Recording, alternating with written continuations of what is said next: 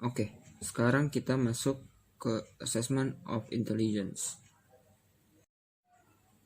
Ada dua tokoh dalam tes kognitif seseorang. Yang pertama, Edward Lee Thorndike, yang berpendapat bahwa kognitif seseorang adalah independen, sedangkan Charles Spearman berpendapat bahwa ada faktor umum, yaitu faktor G yang ditimpali dengan kemampuan tertentu. Kemudian ada tes Binet-Simon. Tes ini dibuat pada tahun 1905 dengan membandingkan umur mental seseorang atau mental age seseorang dengan umur asli atau chronological age seseorang. Tes ini direvisi oleh Lewis Terman dengan menjadi Stanford Binet Scale of Intelligence. Selanjutnya ada David Wechsler yang membuat 3 tes, yaitu WISE pada tahun 1939 dan direvisi terakhir pada tahun 2008, WISC yang dibuat pada tahun 1949 dan direvisi pada tahun 2014, dan WPPSI yang direvisi terakhir pada tahun 2012. Selanjutnya ada Assessment of Personality atau tes personality. Salah satu tokoh dalam tes personality adalah James McInkettle yang merupakan pelopor dari tes personality. Dalam artikelnya yang berjudul Mental Test and Measurement, tes ini berkembang bukan hanya mengukur kognitif, tetapi juga karakteristik kepribadian seseorang. Kemudian, ada Hermann Rorschach, merupakan psikiater asal Swiss yang merilis karyanya pada tahun 1921 dengan judul Set of 10 Inkblots. Tes ini menjelaskan tentang karakteristik kepribadian menjadi stimulus yang ambigu. Tes proyektif lainnya adalah TAT atau Thematic Apperception Test, di mana tes ini menggunakan kartu TAT dan dibuat oleh Christina Mergen dan Henry Murray. Kemudian ada Draw a Person Test dengan menggambar orang dan kalimat-kalimat kosong. Kemudian ada tes objektif. Tes ini menggunakan instrumen utama yaitu kertas dan pensil. Kemudian keunggulan objektif tes, yang pertama adalah administrasi dan penilaiannya yang mudah.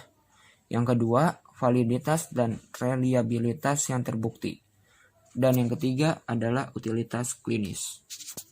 Selanjutnya ada MMPI yang merupakan tes objektif.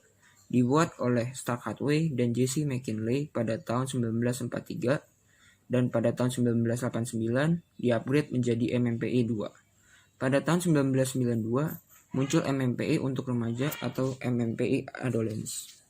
Contoh lain dari tes objektif adalah Neo Personality Inventory atau NEO-PI. Adalah tes yang mengukur sifat kepribadian umum individu. Sedangkan tes untuk mengukur sifat spesifik seseorang adalah Back Depression Inventory dan Back Anxiety Inventory.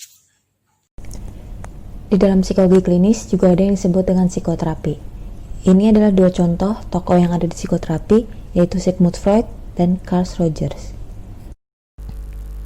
Di poin pertama, ada pada tahun 1940-an dan tahun 1950-an, psikoterapi memainkan peran penting dalam riwayat psikologi klinis. Awalnya yaitu ada Sigmund Freud yang memperkenalkan teknik psikoanalisis sebagai salah satu teknik dari psikoterapi.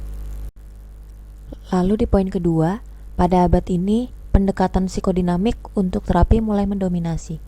Pada tahun 1950-an, behaviorisme dan terapi humanistik mulai muncul berkat Carl Rogers. Pada poin ketiga, revolusi terapi keluarga berakar pada tahun 1950-an. Dan di tahun-tahun ini, pemahaman individu tentang sakit secara kejiwaan mulai bertumbuh. Terapi kognitif juga telah diintensifkan dan juga adalah yang paling populer di kalangan psikologi klinis.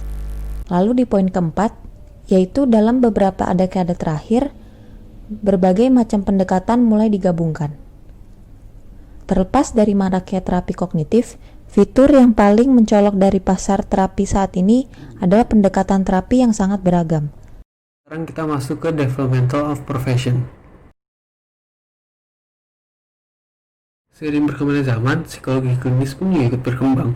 Jadi pada contohnya 1917, American Association of Clinical Psychologists itu akhirnya dibuat karena banyak clinical psychologist yang membuat perkumpulan, dan akhirnya ini melebur ke clinical section yang dimiliki oleh APA atau American Psychologist Association.